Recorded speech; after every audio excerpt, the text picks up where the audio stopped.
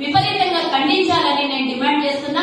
అంతేకాకుండా మా మహిళా కాంగ్రెస్ తరఫు నుంచి కూడా ఇందాకనే దిష్టి బొమ్మ దగ్గర చేయడము, సిపి గారికి దీని మీద ఫిర్యాదు చేయడం కూడా జరిగింది.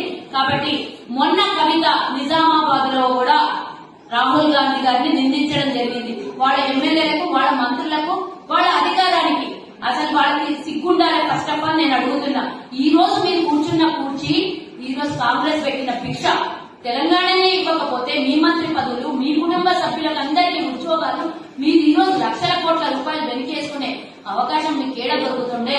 మా విఎస్ గారు అన్నట్టు ఏ దర్గా ముందరనో మీరు కూర్చొని అమ్మాదే బాబా అని మీరు అడుగునే పరిస్థితి వస్తుంది. అట్లాంటి అవకాశం కల్పించినటువంటి కాంగ్రెస్ పార్టీ తెలంగాణ ఇవ్వడంలో కీలక పాత్ర అయినటువంటి సోనియా గాంధీ, వారి కుమారుడైనటువంటి రాహుల్ గాంధీ తెలంగాణలో పాదయాత్ర చేస్తుంటే చేసినందుకు వారిని అవమానపరిచేట్టుగా దక్షిణ భారతదేశంలో, దక్షిణ తెలంగాణలో మునుగోడులో ఎన్నిక జరుగుతుంటే ఆయన ఉత్తర తెలంగాణలో పాదయాత్ర చేసిండు.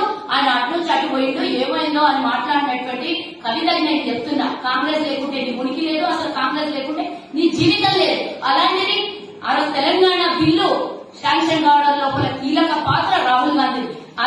రాహుల్ గాంధీ గారి పాదయాత్ర, భారత్ జోడో యాత్ర తెలంగాణలో జరుగుతున్న ఎన్నికలో, దేశం మీద జరుగుతున్నటువంటి ఉప ఎన్నికలకు తీసుకున్నటువంటి పాదయాత్ర కాదు తల్లి. నీకు తెలియకపోతే తెలుసుకో, నీకు ఇష్టం ఉంటే దాని గురించి పాజిటివ్ గా మాట్లాడు, ఇష్టం లేకపోతే నోరు మూసుకొని ఇంట్లో కూర్చో. నీ లిక్కర్ స్కామ్ ఏదైతుందో అది బయటపడకుండా మీ నాన్న, మీ కుటుంబ సభ్యులు చేస్తున్నటువంటి ప్రయత్నంలో నువ్వు ఇంట్లో కూర్చొని ఆ కేసును ఎట్లాగో తప్పించుకున్నావు. దాని గురించి దాన్ని డైవర్ట్ చేయడానికి రాహుల్ గాంధీని తిట్టడం, కాంగ్రెస్ ని తిట్టడం మీకు అనవసరం. మీరు ఇంకోసారి కనుక రాహుల్ గాంధీ గారిని, సోనియా గాంధీ గారిని, కాంగ్రెస్ పార్టీని వ్యతిరేకిస్తే చూస్తూ ఊరుకోమని కాంగ్రెస్ పార్టీని హెచ్చరిస్తూ ఈ అవకాశం